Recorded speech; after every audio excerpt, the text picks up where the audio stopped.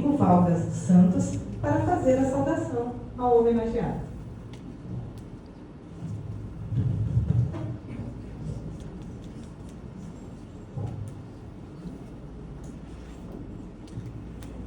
Meu cordial boa noite a todas, a todos. Magnífico reitor, professor doutor Maurício Pereira Gomes, excelentíssimo senhor ministro Luiz Edson Fachin, excelentíssimos mantenedores, professor doutor Edmundo Lima de Arruda Júnior, também o professor doutor Prudente José Silveira Melo.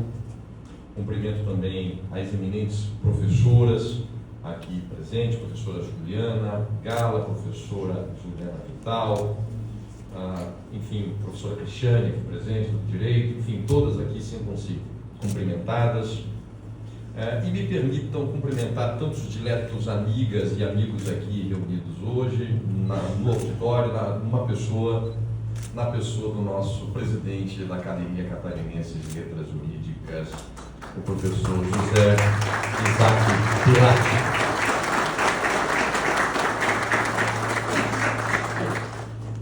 Nesta noite, nós temos a alegria e a honra de conceder o título de professor honoris causa ao excelentíssimo senhor ministro do Supremo Tribunal Federal, Luiz Edson Fachin. Sempre bom relembrar que a expressão honoris causa advém do latim por causa da honra. O título de professor honoris causa é concedido a docentes de outras instituições de ensino com projeção nacional. É destinado àquelas personalidades que contribuíram de modo notável para o progresso da ciência, das artes, da educação, das humanidades. É a máxima distinção que uma universidade pode conceder a um professor. E a causa da honra hoje está encarnada não apenas na pessoa que ocupa a mais alta distinção do judiciário brasileiro, mas de sua história de vida, de sua formação acadêmica e profissional, de alguém que dedicou-se àquilo que há de mais sublime na missão humana, a tarefa de ser professor, de compartilhar experiências de vida e conhecimento com aqueles que ainda farão e escreverão a própria história e darão seu contributo ao gênero humano. Ensinar é perpetuar-se no tempo através dos seus semelhantes. Vamos dividir nossa fala em 3 partes. A primeira, a história de vida acadêmica de nosso homenageado. A segunda parte, sua personalidade e caráter. A terceira, sua produção acadêmica, contributo e ideias. Comecemos pela história de vida do nosso distintíssimo homenageado desta noite. O ministro Luiz Edson Fachin nasceu no atual município de Rondinha, em 1958, quando ainda pertencia ao município de Passo Fundo, no Rio Grande do Sul. Aos 2 anos de idade, mudou-se para Toledo, no Paraná, e foi forjado numa vida dura, de muitos princípios. Certa feita, disse o ministro, abro aspas as palavras dele: sou um sobrevivente, não me recuso a desafios, sobrevivi à infância contrabalançando o zelo materno e as privações, sobrevivi a uma adolescência difícil e enriquecedora. Não me envergonho, ao contrário, orgulho-me de ter vendido laranjas na carroça de meu avô pelas ruas onde morávamos. Orgulho-me de ter começado como um pacoteiro de uma loja de tecidos. Orgulho-me de ter vendido passagens em uma estação rodoviária. Fecho aspas. Em 1975, aos 17 anos, ingressou no curso de Direito da sua alma mater, a Universidade Federal do Estado do Paraná, UFPR. Nesta mesma idade, precocemente, perdeu seu pai. Graduou-se em janeiro de 1980. Foi mestre e doutor pela Pontifícia Universidade Católica de São Paulo, a PUC de São Paulo. Sua dissertação de mestrado, de 1986 teve por título Negócio Jurídico e Ato Jurídico em Sentido Estrito, Diferenças e Semelhanças sobre uma Tipificação Exemplificativa do Direito Civil Brasileiro. E sua tese doutoral, de 1991, teve por título Paternidade Presumida, do Código Civil Brasileiro à Jurisprudência do Supremo Tribunal Federal, que hoje ajuda a construir Vossa Excelência. Na UFPR, ingressou como professor em 1991 e esteve dentre aqueles que criaram o doutorado em Direito na UFPR, onde tive a honra de fazer o mestrado, e o Núcleo de Estudos em Direito Civil Constitucional, que depois transformou-se no Grupo Virada de Copérnico. Nesta instituição, tornou-se professor titular em 1999 e lá permaneceu até 2015, quando teve de assumir suas funções perante a mais alta corte desse país. Ao mesmo tempo, atuava como advogado desde 1980, quando também fundou o escritório Fachin Advogados Associados até 2015. Também foi eminente procurador do Estado do Paraná. Em sua advocacia privada destacou-se em diversas áreas, notadamente conflitos empresariais, sucessórios, agrários e imobiliários.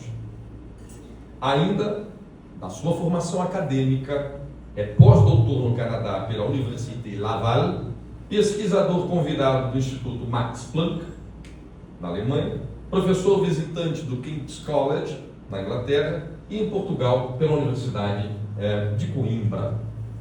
Participou com muita distinção da elaboração do Código Civil de 2002 e é membro da Academia Brasileira de Letras Jurídicas, ocupando a cadeira de número 10, cujo patrono é o grande Rui Barbosa. É ainda um doutor honoris causa multiplex, ou seja, tem essa distinção por outros centros universitários. Quis o destino que esse orador, aliás, pudesse estar presente na concessão desta honraria ao ministro Fachin na cidade de Porto Velho, onde recebeu o título de doutor honoris causa pela Faculdade Católica de Rondônia e recebeu o mesmo título na Universidade da Amazônia, a UNAMA. Vamos à segunda parte.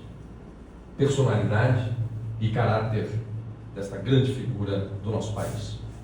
Uma das qualidades que compõe seu caráter está em sua cordialidade. É um gentleman por excelência, humanista por convicção, torcedor do Curitiba, amante da literatura.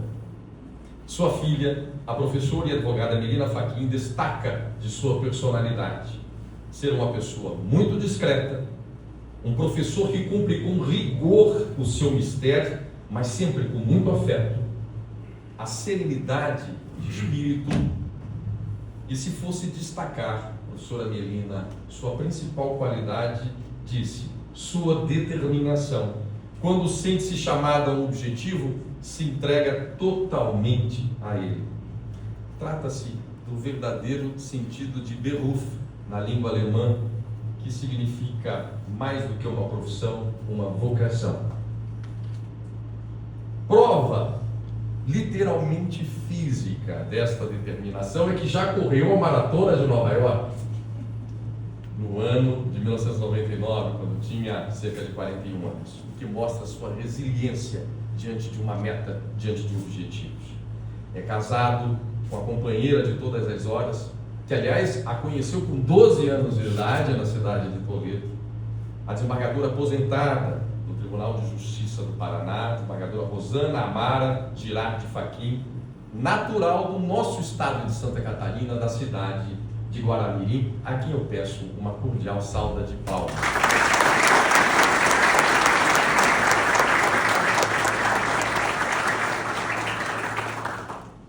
Tem duas filhas, Camila Fachin e Melina Fachin.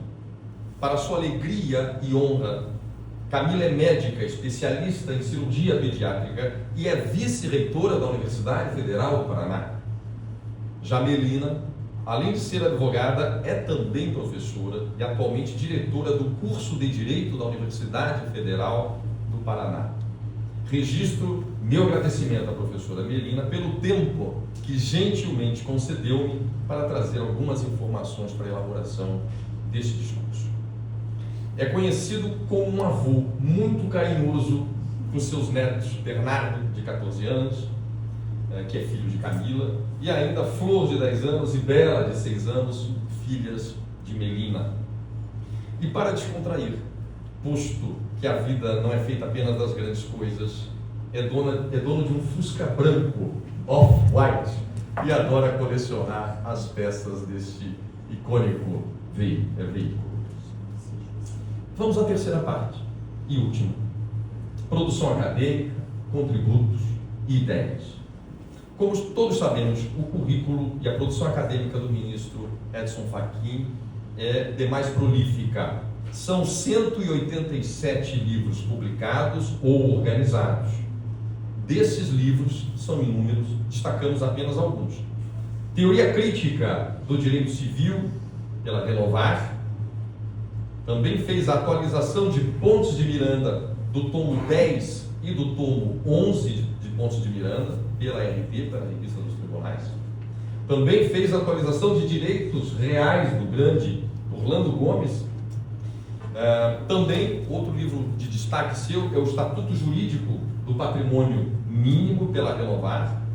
Também o livro pela Del Rey, já em 96, vejam a data deste tema, em 1996, da paternidade, relação biológica e afetiva. E também ainda o livro Estabelecimento da Filiação da Paternidade Presumida, de 1992.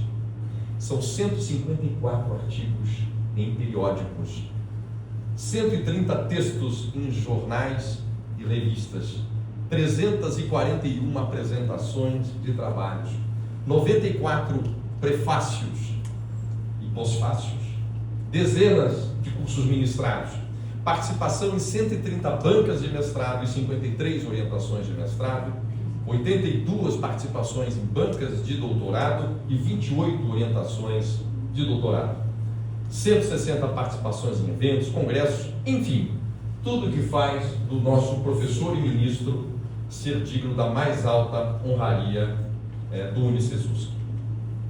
Mas, para além de tudo isso, a grande contribuição do ministro Fachin está no plano das ideias. Esse talvez seja o aspecto mais relevante de uma vida dedicada à reflexão e à construção de um futuro melhor. Todos nós passamos, mas as ideias têm uma sobrevida admirável. As ideias de um tempo moldam novas ideias, e com isso nossa existência se projeta no tempo. É nessa dimensão que eu gostaria de destacar algumas destas ideias do ministro Fachin. Um dos seus mais significativos contributos foi a mudança de paradigma do direito civil, tornando um direito civil de inclusão, não de exclusão, questionando suas bases patrimonialistas e postulando uma perspectiva humanista e centrada nos direitos fundamentais. Pela teoria do Estatuto Jurídico do Patrimônio Mínimo, propõe que o patrimônio deve atender às necessidades básicas de uma vida digna. Supera uma perspectiva exclusivamente creditícia da relação jurídica, visando a proteção da pessoa humana. No campo dos direitos reais, propaga o Estatuto da Posse como elemento autônomo em relação à propriedade. Diz o ministro, abro aspas, a posse assume então uma perspectiva que não se reduz a mero efeito, nem a ser encarnação da riqueza e muito menos manifestação de poder. É uma concessão à necessidade. Fecho aspas. Em suma, propõe a releitura de institutos do direito privado sob o ângulo da constitucionalização dos direitos, superando assim o clássico sistema que projetou para as relações contratuais de família, de proteção patrimonial. A vida e os desafios sociais de cada tempo impõem sua história e realidade. um tema que seus estudos que demanda muita atenção diz respeito à posse do estado de filiação, que constitui quando alguém assume o papel de filho ou quando se assume o papel de pais, independentemente de vínculos biológicos. Vejam a atualidade deste tema já enfrentado em 86 e depois em 92 na publicação do livro. Diz o ministro no precioso livro Estabelecimento da Filiação e Paternidade Presumida o seguinte, abro aspas ao ministro: o pai já não pode ser aquele que emprestou sua colaboração com a geração genética da criança. Também não pode ser aquele a quem o ordenamento jurídico presuntivamente atribui a paternidade. Ao dizer que a paternidade se constrói, toma lugar de vulto na relação paterno-filial, uma verdade socioafetiva, que no plano jurídico recupera a noção de posse do estado de filho, fecho aspas. Poderíamos ficar aqui a noite toda discorrendo por muito tempo sobre essas preciosas ideias do ministro Fachin, um jurista e professor de todos nós.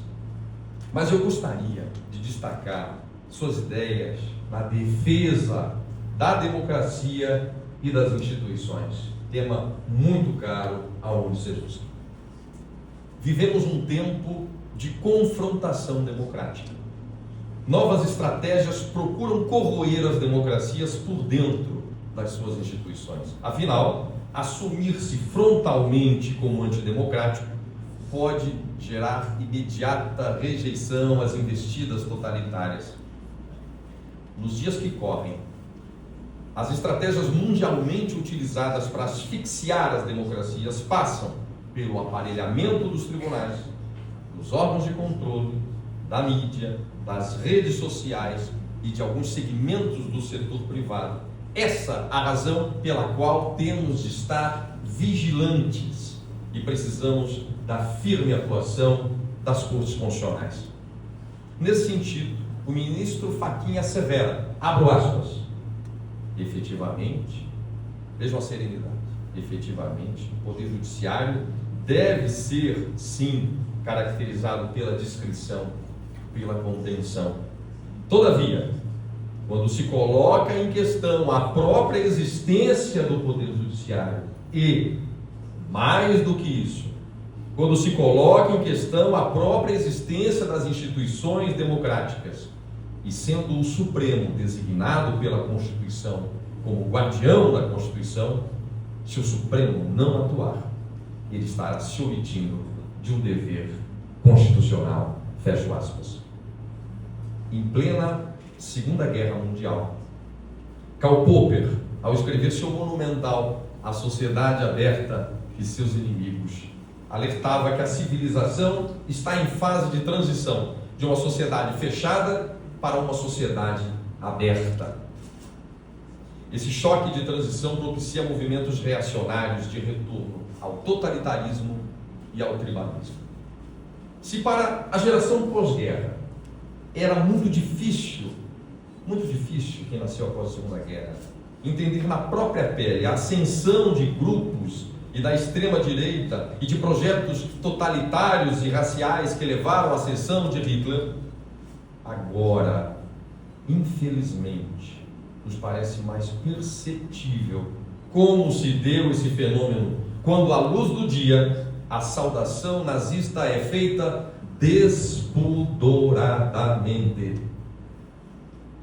Para os que nasceram no Brasil muito tempo após o golpe de 64, pode ter sido difícil entender o apoio de parte da classe média ao golpe. No entanto, agora é possível compreender na realidade vivida esse fenômeno, especialmente quando lembramos daqueles que ergueram suas tendas à sombra dos quartéis, clamando por uma intervenção militar sem qualquer sustentação constitucional ou vontade de constituição. Provar do fruto proibido nos abriu os olhos, mas não nos trouxe qualquer alento. Por isso, a necessidade de esperança e apostar no diálogo, para combater essa imensa e intensa polarização que drena a força vital das democracias. A supressão do diálogo leva a uma perspectiva sectária, intrinsecamente incompatível com a democracia. Tal qual a terra árida precisa de chuva, o equilíbrio democrático precisa de diálogo. Como já externou o ministro Fachin, abro aspas, a democracia é uma condição de possibilidade para o exercício de todos os demais direitos. Por isso, pelo menos desde 1988, a Constituição Federal Brasileira explicitamente assume a forma do Estado Democrático de Direito, uma forma na qual os consensos e os dissensos são explicitados e formados, fecho aspas. E proclama, abro aspas, é necessário levar a Constituição a sério, defender obstinadamente a posição soberana e sagrada da cidadania, fecho aspas. E como a vida também é esperança, e é nela que devemos mirar nos tempos de tribulação, finalizo com um poema de uma de suas poetisas favoritas, ministro Edson Fachin, a grande paranaense Helena Collodi, que tem um poema belíssimo intitulado Alegria de Viver, que penso traduz muito do modo como encara a própria vida. Diz Helena Collodi, abro aspas a ela, alegria de viver. Amo a vida. Fascina-me o mistério de existir. Quero viver a magia de cada instante, embriagar-me de alegria. Que importa a nuvem no horizonte? Chuva de amanhã? Hoje o sol inunda o meu dia. Muito obrigado.